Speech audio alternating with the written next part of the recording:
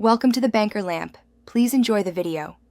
You begin by physically connecting the Scarlett 2i2 to your computer and choosing a direct USB port for stable power.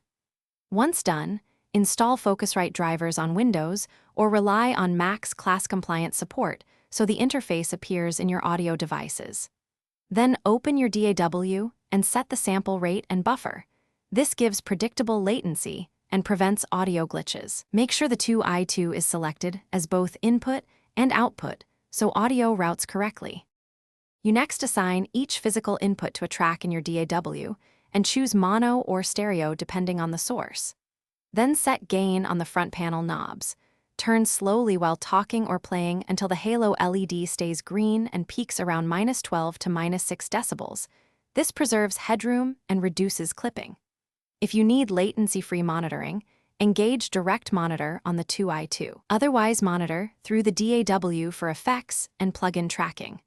Also enable 48-volt. You're ready to record. Arm the tracks, do short test takes, and review the waveform to ensure clean levels and no clipping. Once satisfied, record your session, save project files promptly, and export stems or a mixdown at the sample rate you set earlier so files remain consistent.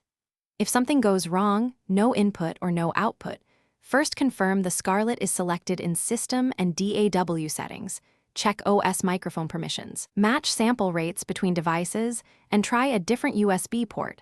Those steps solve most issues. Thanks for watching. If this was helpful, leave a like and consider subscribing. See you next time.